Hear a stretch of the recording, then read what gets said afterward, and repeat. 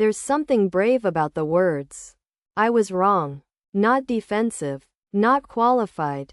Just, I was wrong. And now I think differently. This is what changing your mind actually is. Not weakness. Not flip-flopping. Not failure to think clearly the first time. It's the only proof that you're still alive enough to learn. There's a comfort in being consistent. In saying something once and living with it. People know where you stand. You know who you are. But there's also a trap.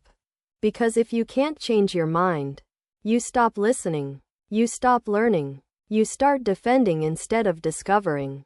You become fixed. I've watched people pour years into defending positions they no longer believed. Not because they're stubborn, but because they couldn't bear the vulnerability of saying I was wrong.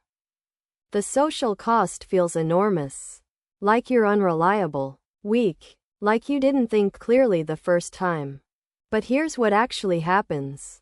Changing your mind is expensive.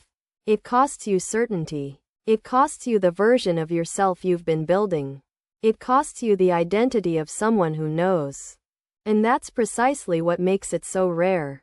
So honest. When you change your mind, you do two things at once. First, you admit you were incomplete. Your old understanding wasn't wrong.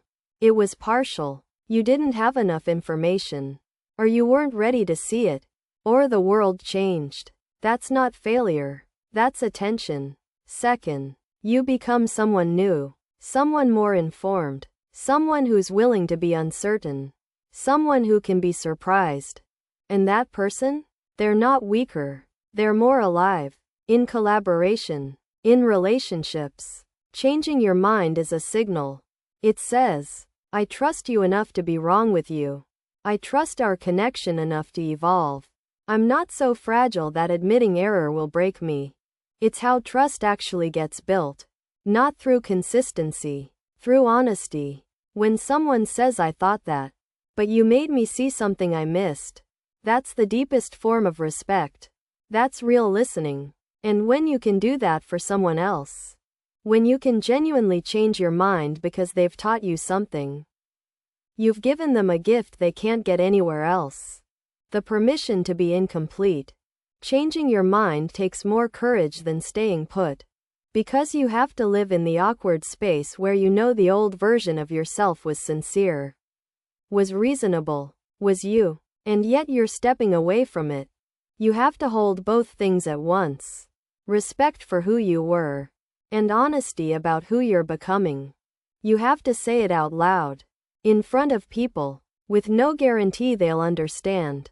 And yes, sometimes people will use it against you. Will call you inconsistent, unreliable, will doubt your judgment. That's the risk. But here's what I've learned. The people worth knowing? The ones who understand what growth actually costs. They see changing your mind as strength. They see it as evolution. They see it as love. Because it means you care more about truth than you care about being right. And that's the people you want to change your mind for. Not to please them, but because they've taught you something true. So the next time you feel yourself wanting to change your mind about something, about someone, about yourself, don't treat it as failure. Treat it as proof. Proof that you're still learning, still growing, still alive enough to be wrong, and brave enough to say so.